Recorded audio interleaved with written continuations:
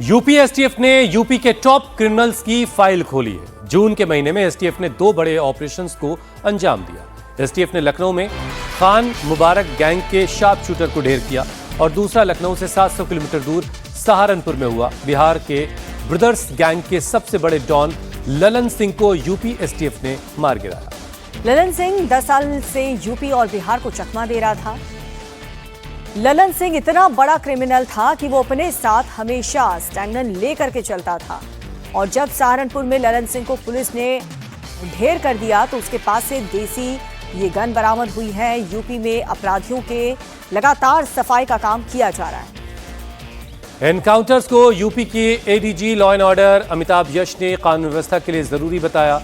अमिताभ यश ने गैंगस्टर ललन सिंह और संजीव के एनकाउंटर की डिटेल शेयर किए। साथ ही उन्होंने जाति देखकर एनकाउंटर करने के आरोपों पर भी खुलकर जवाब दिया। यूपी में लॉ एंड ऑर्डर खराब ना हो, इसके लिए यूपी एसटीएफ लगातार काम कर रही है। जो बड़े शूटर्स हैं वो नजर में है यूपी एसटीएफ के। हाल में 2 बड़े शूटर्स यूपी एसटीएफ ने मार गिराए हैं एनकाउंटर पे। हमारे साथ यूपी एसटीएफ के चीफ अमिताभ यश जी हैं। अमिताभ जी, जिस तरह से हमने देखा कि ललन सिंह को एनकाउंटर में मारा गया, कितना बड़ा अपराधी था और किस तरह से काम करता था? ये ललन सिंह 3 भाई थे, मनीष सिंह, रजनीश सिंह और ललन सिंह। ये तीनों बिहार के रहने वाले हैं, समस्तीपुर के, और बिहार में ही अपराध किया करते थे। ये स्पेशलाइज करते थे या इनका ये तरीका था कि ये सब इंस्पेक्टर्स को गोली मारकर उनसे पिस्टल लूटा करते थे और फिर उन पिस्टलों का इस्तेमाल आगे कॉन्ट्रैक्ट किलिंग के लिए और बड़ी लूट डकैतियों के लिए करते थे। वर्ष 2016 में इस गैंग ने एसआई भुवनेश्वर सिंह को गोली मारी थी और उसकी सरकारी रिवॉल्वर लूट ली थी।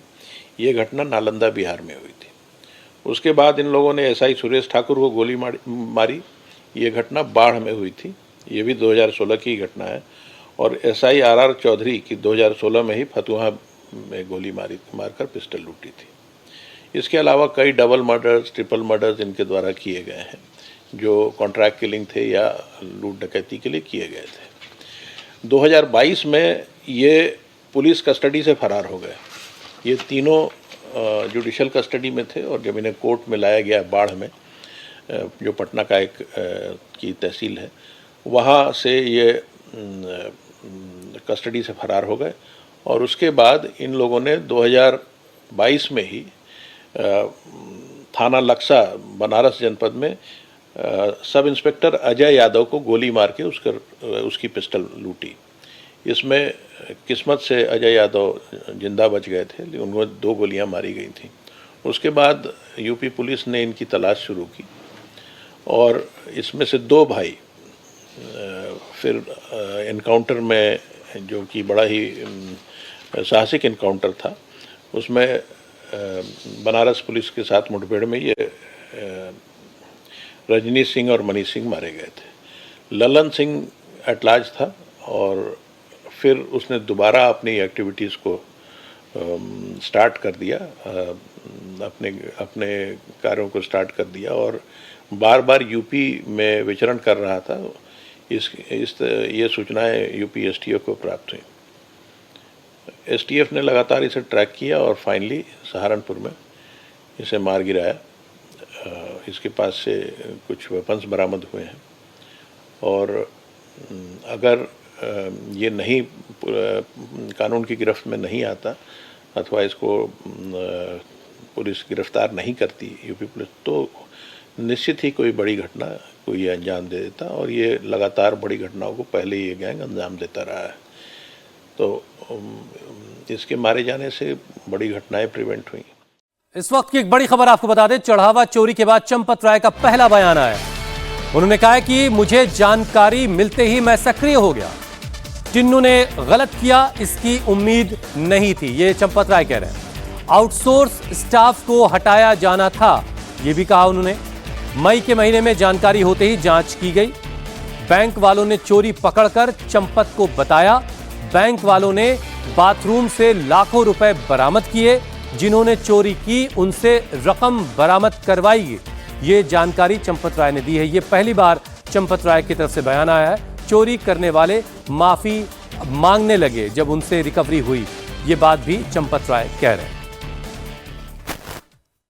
बड़ी खबर पटना से है, जहां कुकिंग ऑयल के एक गोदाम में पिछले 30 घंटों से भीषण आग लगी हुई है। इस आग में अब तक करोड़ों का सामान जलकर खाक हो चुका है। दमकल की गाड़ियां मौके पर आग बुझाने में लगी हैं। 5 लाख लीटर पानी का अब तक इस्तेमाल कर चुके हैं फायर फाइटर्स, लेकिन अब तक आग पर काबू नहीं पाया जा सका। मौके पर फायर ब्रिगेड की 35 गाड़ियां हैं।